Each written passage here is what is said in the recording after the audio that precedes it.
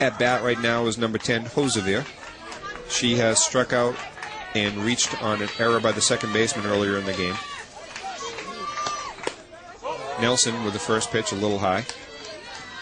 Ami, just in terms of continuing with the pitching, what have you noticed with the choices of pitches, the pitch selection now at this level of play compared to just the regular club teams? What's the big difference? Well, first of all, we do have, like we said, some of these pitchers are from the United States, and they're using their regular pitching techniques and whatever that they need in order to play here. But in general, you see almost the same that they would have in their leagues at the 3 or 4 top teams in each of their leagues. You see a lot more rise balls, a lot less drop balls here.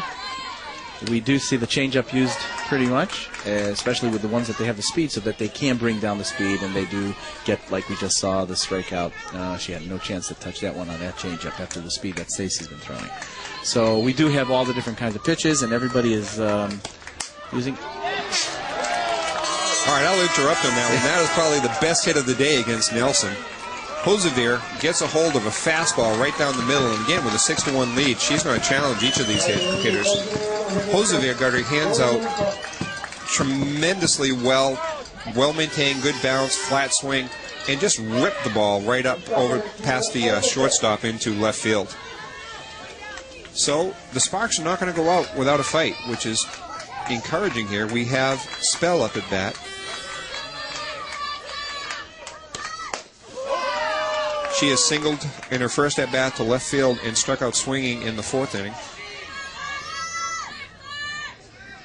And now here we are in the 7th inning with a runner on first and 1 ball and no strike count. Very honestly, they do not care about the runner at first base, Hosevier. They're looking to just get the next 2 batters out, Spell and Timmermans.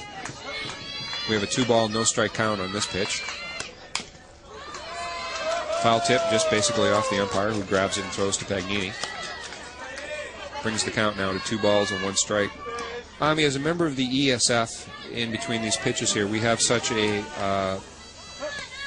crew of umpires from all different countries. For those interested, single right up center field, just past Nelson's glove. So once again, the Sparks are continuing to fight. So we have a single to center by Spells, which brings up the catcher Timmermans with runners on first and second and only 1 out. Umpires who come from the different countries, from Germany, from the Czech Republic, from Holland, from Sweden we have, from all the different countries. What happens is these are umpires that volunteer their time, by the way. They do not get paid for their thing. They do get paid here by their teams, because each team has to bring in a umpire. And they... Another hit off of Nelson. Every time Ami speaks, they seem to be hitting the ball. The left fielder unwisely tries to make a play at the plate. Again, they should have tried to keep the force, keeping the runner at third base. But Boma with another single. That's 3 consecutive singles off of Nelson right now. So Hosevier scored. Spell now is at third base, and at first base is Timmermans. So Timmermans with a single. My apologies. That brings up number 19, Boma, with runners at first and third. You hear the Dutch crowd really getting excited right now.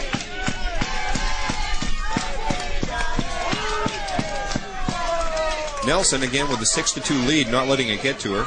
And for those of you who have been talking, this is a quick update. Again, Fiolina Foley is leading 6 runs to 2 now against the Sparks in the bottom of the 7th inning. Nelson jumped ahead quickly with a first strike. And Nelson ahead 0-2 with the pitch. Boma swings at a drop ball. Again, Boma had no chance again with a 0-2 count in this case. She quietly hands the bat to the next batter, who is the leadoff hitter, Kostain, who is 1 for 3 right now with a ground out 6-3, a strikeout in the 5th inning, and a single in the 3rd inning. I mean, it's nice to hear the crowd finally getting back into this right now in terms of the whole game. They've been awful quiet. Well, it happens. It happens when it's 6-1, but when they get the rally going, things start to change, and you never know.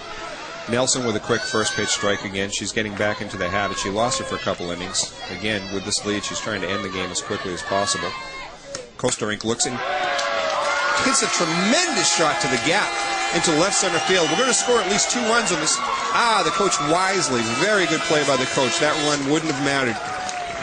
That run does not matter. He was not going to take a chance at that.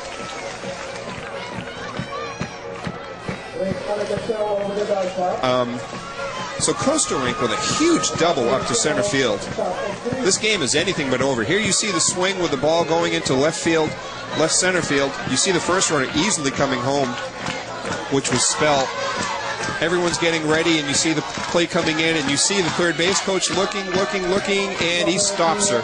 Gets her back into third base because, again, the runner on third doesn't count, the runner on second doesn't count. The batter, however, does, which is Veschloss. The shortstop takes the first pitch strike from Nelson. Ami, as the coach and pitcher he is, disagrees a little with the play, but we have a ball right down the third baseline, which proves my point, Ami, that those 2 runs scored easily with this Nick. So we have, again, many consecutive hits. I'm just counting right now. 1, 2, 3 with a strikeout. 4 out of the last 5 batters with singles. That one scored 2 runs, and if you have a chance to look at the scoreboard, this is why the Dutch crowd has been getting into it. We now have a score of 6-5, and now we have at bat the third hitter, Kleiskens, the first baseman, number 14, Kleiskens.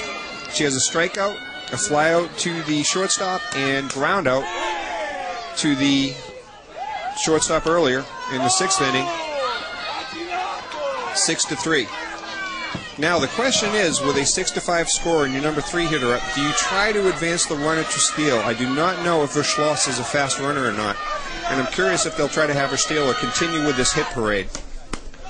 Nelson throws a low ball. Ami, go ahead and chime in. I'm okay. I'm just the excitement. So now we have a 2-ball, no-strike count. Again with Veschloss on first as the tying run. Both benches are both up now and very into this game. The Italian team is nervous. Kleiskens with the foul ball. The left fielder makes a great effort to try to get to that foul ball by the fence.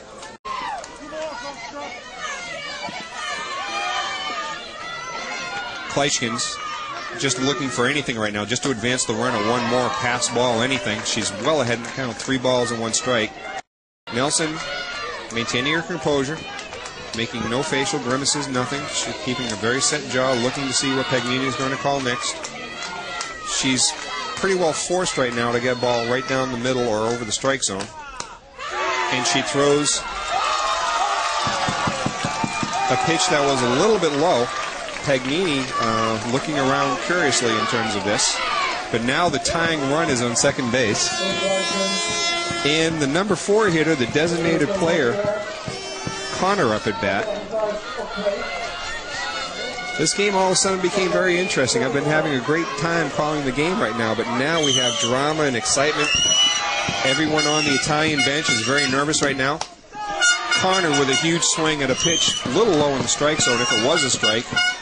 So Nelson once again jumps ahead, no balls and 1 strike. We will forget all the little commentaries on the side here that the game now has become this interesting. Second pitch by Nelson. His hit down the first baseline. Fair ball. They call it fair. This might score 2 runs. The tying run is scored. The winning run is coming around the plate. And she slides in. Unbelievable. The Sparks, with 5 runs down, come back. Score 6 runs in the bottom of the 7th inning. They are swarming everyone on the field.